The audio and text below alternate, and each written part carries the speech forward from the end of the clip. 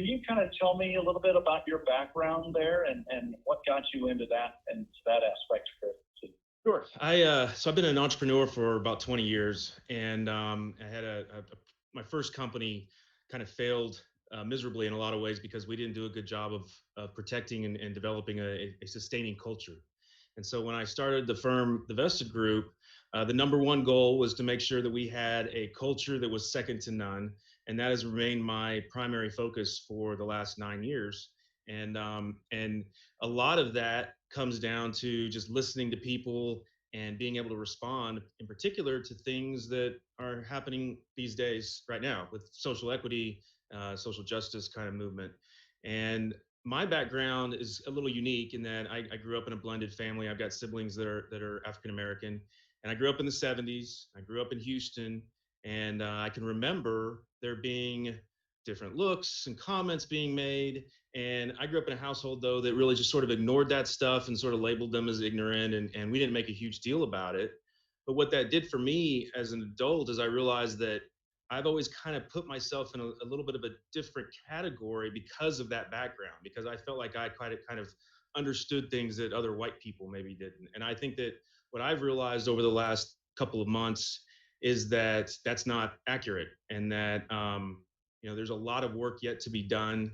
I went to a rally here in Dallas with a lot of coworkers and my family. I took my kids for the first time to one, and listening to people communicate, tell their stories, and just being around the energy of that crowd and really understanding what's going on. And then you look at things like what happened in NASCAR this week. It really just demonstrates that it's time that we got to kind of get off the fences when it comes to businesses. Leaders of businesses have oftentimes put this stuff to the side with the thoughts that, I don't want to offend a customer segment or an employee segment. It's time to, I'm not telling you what you have to think. I'm just telling you it's time for leaders of organizations to come up with a plan and a strategy to make sure that everyone knows that racism isn't going to be tolerated or discrimination of any sort. And just get in line. The way that things are moving forward now, you don't want to be on the wrong side of history with this stuff. And I really just encourage people as they're thinking about their culture, as they're looking around what's going on outside of their business. It's time to kind of meld those together a little bit and do the right thing. Now, there are overt acts of racism. Somebody tells a disgusting joke. Somebody, hangs a noose in a garage, or somebody uses, the N-word or another word that's, anti another group. What about, though, those things I think are pretty accepted across most organizations, that that's not acceptable. But what about more subtle signs of that there's disunity in the office, that there is mistrust among the workforce? How do you work against those kinds of things? Yeah, you mentioned trust. I think that's the number one thing with any culture. And every business is going to be a little bit different when it comes to this. There's not going to be a single answer that works for every company. But the one thing that they do have to make sure that they're doing is they're listening, and they give people an opportunity to provide that kind of feedback.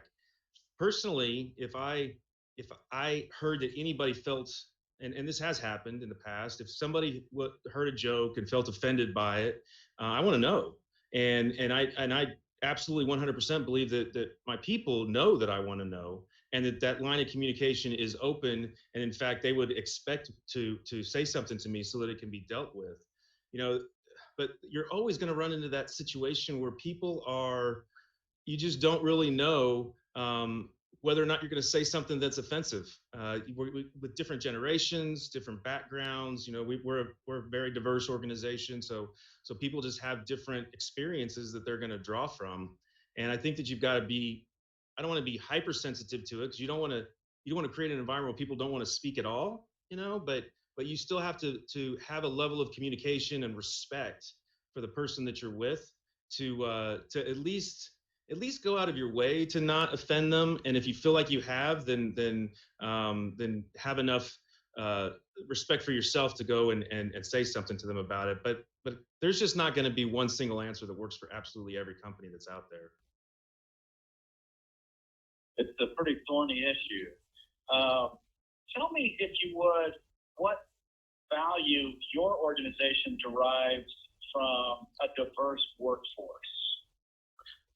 I would tell you. So we're in an industry. So we're in technology consulting, and it's a high turnover industry typically. And one of the reasons that we really invest in culture isn't just because it's the right thing to do, and that's where we want to work. It also makes a lot of business sense. So in our industry, it's not uncommon for there to be a 15 to 20% turnover rate a year, or attrition, and ours is less than 2% on average. So there's real financial implications to making sure that you have a diverse crowd that feel comfortable, that can bring different solutions to different problems. I looked up these numbers just a couple of days ago. We are 33%, or almost 35% female, and we are 23% non-white. So, our numbers we're diverse, but we could obviously improve upon that. And I genuinely believe that having different points of view and bringing in those different kind of backgrounds is what makes us special. Our clients appreciate that. And again, it's kind of just the right thing to do. And just so I understand, you're in the tech field, I believe, so Yep. which is really dominated by males. Are your and by males, probably a lot of whites and Asians and so forth. Mm. What about your competition? Are they kind of mad at you for taking all the good female talent in Plano? I sure hope so. But you're absolutely right. Traditionally, our industry is a lot of white males, and we do a lot of travel in our business, and so that traditionally has hurt the female population, whether it's kid related or just you just don't run into a lot of women that want to do this job. And the fact is, they're really good at it. And what we've found is, as long as we have that open dialogue around things that they might need. Like, we just had one of our senior executives, she just went on maternity leave, and we can't wait to get her back.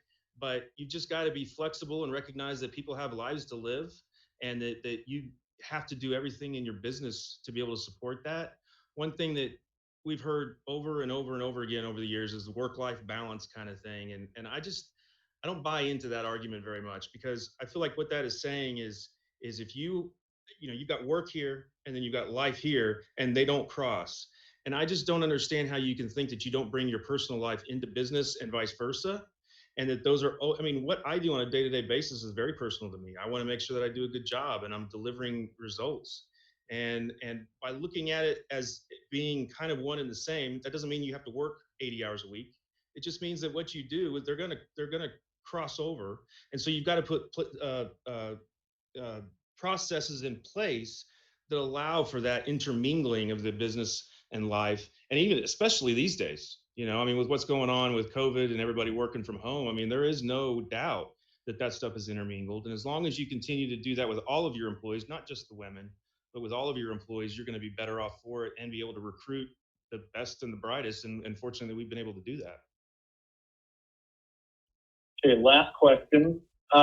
With all the stuff that's been going on in the United States the last few weeks, with protests, riots, defacing public statues and so forth, has this stirred up a lot of controversy within your office, or has the culture been such that it hasn't really affected your day-to-day operation?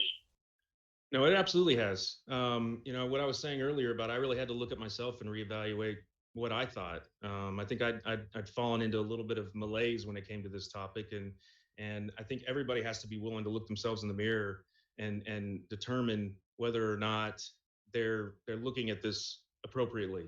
I think we've also done some things, like one example is where I'm a big baseball fan. And so one of the days that we've had as a company holiday from day one is we take opening day off. We have a barbecue at the office, and we do that kind of stuff and really celebrate baseball. This year that hasn't happened, obviously. But what we decided and announced on Friday is that we're going to forego that and recognize Juneteenth as a holiday moving forward, starting in 2021. So I think you've got to be willing to do those kind of things to make sure that people feel included.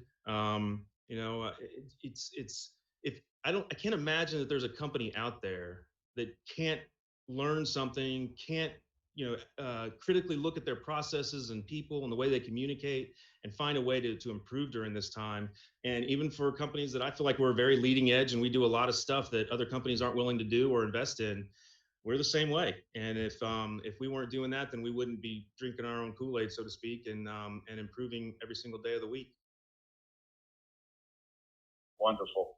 Hey, if there's nothing more you want to add, I just want to thank you so much for your time and your insight on this issue. It was great talking to you, Mark. I appreciate the time. All right, you bet. You take care now. Take care. Bye-bye.